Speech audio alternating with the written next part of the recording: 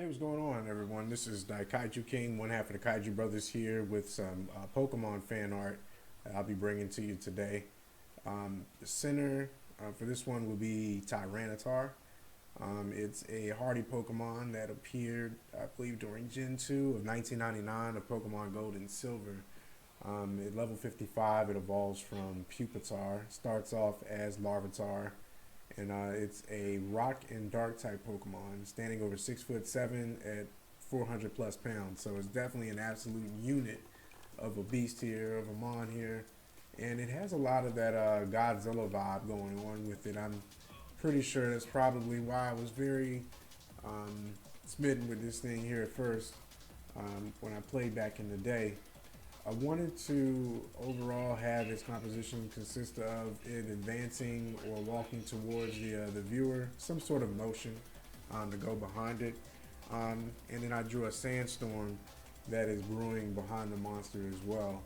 I believe sand is actually produced from Tyranitar, or sandstorms can be produced from Tyranitar itself. So when it came to going with the colors, I wanted to use a color pattern or a color palette that didn't clash directly against, or blend in, should I say, that blend in directly with the sandstorm behind it.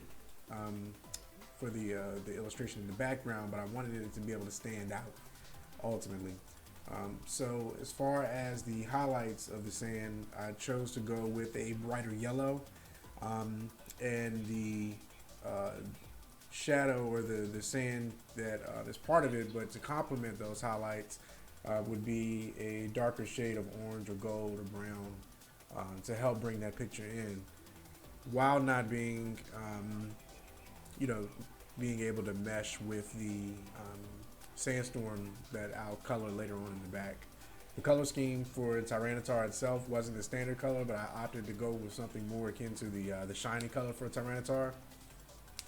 And as far as the original colors, I went ahead and did my flats, and then chose to follow up afterwards and use the paintbrush tool. I believe that specific paintbrush tool is GOUACHE. I used that paintbrush to do the actual shadows on this picture, and I use a standard G pen to do the flat colors of the image. Sparkles and sparks, or shines and stars, are something that I'm kind of known for doing or using in my pieces now.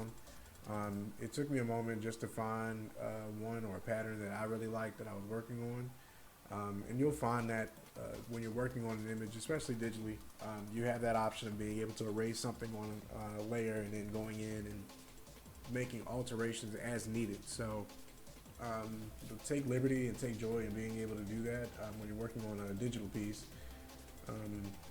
It's definitely a really cool tool to have at your disposal.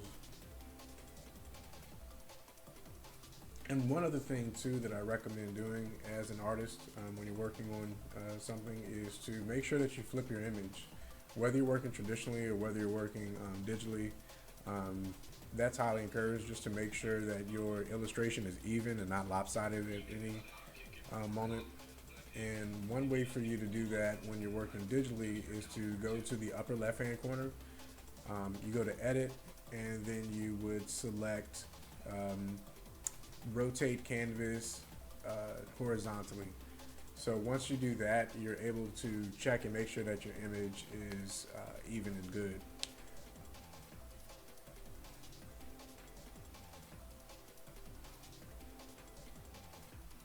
Now again, as I was stating earlier, I wanted to make sure that the sand that was coming out of Tyranitar itself didn't exactly match the sandstorm that was behind it. So as you can see, I opted to use a brown for the sand, but as for the sand that's coming out of Tyranitar itself, it's more akin to a goldish color, and that's kind of what I was going for, just to help that actually stand out. And I added some rocks as well in between in the sandstorm, like a bluish gray type of color. And also in the past, I was known for using a lot of saturated colors. Even when I added light onto the object or character themselves, I would use something a bit more saturated. And the effect that it would give a lot of times is a shiny type of appearance. And as I've just grown more as an artist, I've kind of deviated from that a bit more, and I've used more saturated colors and lights for my artwork.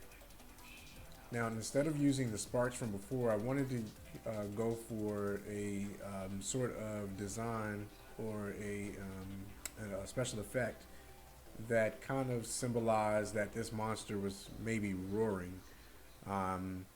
And while to give it an energetic sort of feel or appearance as well. So in order for me to be able to do that, I did go for a saturated color, so something that's more of a hot pink or purple.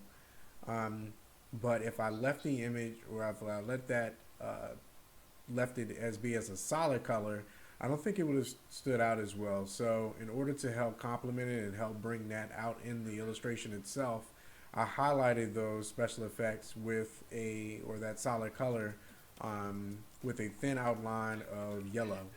And that all also falls in place with the sand as well as the solid background color that I chose to go with once I was almost done working on this piece here. So all of that helps with pulling the image together. So as I've grown more as an artist, so I've used instead of going with mostly saturated colors, I try to find a blend of the two that kind of works for me. So it's a blend of desaturated and saturated colors in the art piece. And following through now, I'm just adding some additional shades and shadows onto the image just to help give it some more depth and to give it some more feel. And I know sometimes it's hard as well when you're working on fan art to say, well, how can I pay respects to the character and have the image and the feel of that character while still being able to show or convey my art style. And just keep in mind when you're working on something then, what is it about your art style that actually pops? What catches the eye? When someone looks at your piece or your art piece, like, how are they able to say or recognize, I know this artist because of this reason? Like, for instance, I think a lot of the eyes, the way I draw eyes in my photo, the way I may choose the color, or the roundness, the softness of a lot of the characters that I draw, that has a certain roundness to it. So I try to keep that in mind when I was working on this image. That way it stood out and had a strong character design.